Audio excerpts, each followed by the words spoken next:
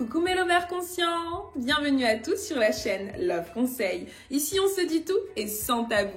Je me présente pour les nouveaux, je m'appelle Jacqueline Gimbous, je suis psychosexologue et sophrologue. J'ai créé cette chaîne afin de faire de vous des hommes et des femmes ayant une sexualité et une vie sentimentale épanouie et consciente.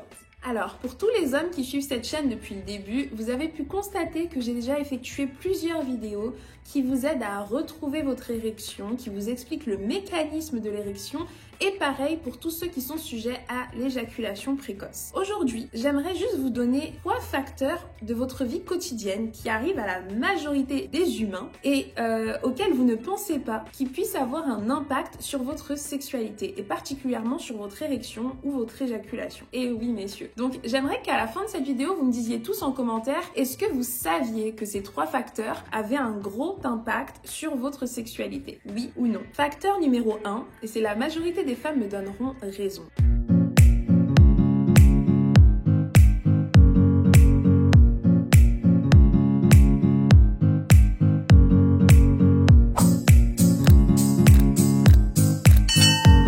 Lorsqu'un homme a des problèmes financiers, il n'est vraiment pas performant sexuellement. Vous comprenez pourquoi je mets des guillemets, hein. Vous savez qu'ici, on est contre la performance sur cette chaîne. Les problèmes financiers chez l'homme, c'est un big deal. C'est un truc de ouf. Pour vous, ça prend le dessus sur tout le reste et vous vous en rendez pas compte. Lorsque ça va pas au travail, que par exemple vous risquez de vous faire licencier, vous manquez de confiance en vous, cela impacte également votre performance au lit. C'est con, on n'y pense pas, mais c'est totalement lié. Pourquoi? Parce que l'organe sexuel principal du corps humain, il est pas là, mais là. L'organe sexuel principal de votre corps, c'est votre cerveau. Donc si là-dedans, ça cogite, ça va pas, on est dans la négativité, on est frustré, et ben là-dedans, ça peut pas aller non plus. On peut pas bander et on peut pas éjaculer dans 20 ans. Non, on éjacule en 2 minutes parce qu'on est tellement stressé qu'on est là, bon, c'est fini.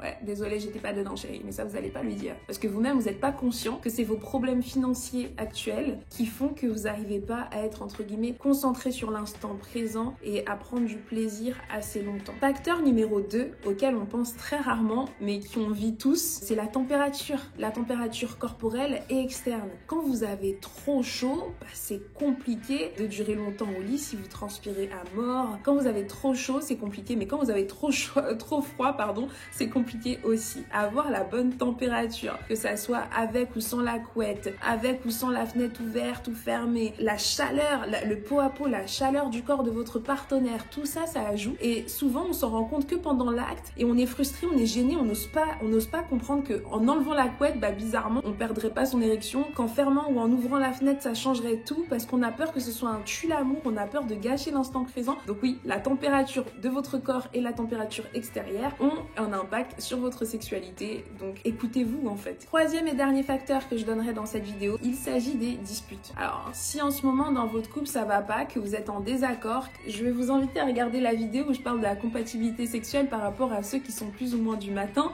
et ceux du soir.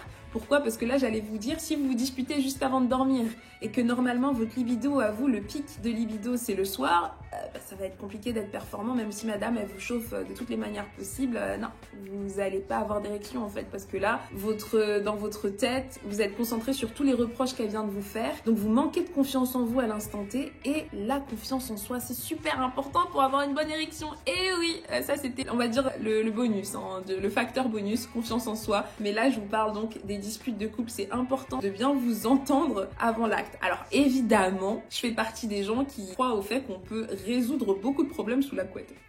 C'est le meilleur moyen d'ailleurs de faire la paix, hein. Ça, on est d'accord. Mais le problème, c'est que ça peut aussi, si vous n'êtes pas conscient du fait que ça joue sur votre sexualité et que vous continuez à vous disputer et qu'après vous voulez des câlins comme si de rien n'était parce que vous êtes dans le déni par exemple, eh bien sachez que ça va être compliqué d'avoir une bonne érection ou d'éjaculer moins vite si dans votre tête vous pensez à la conversation précédente qui n'était pas une conversation positive. It makes sense, right?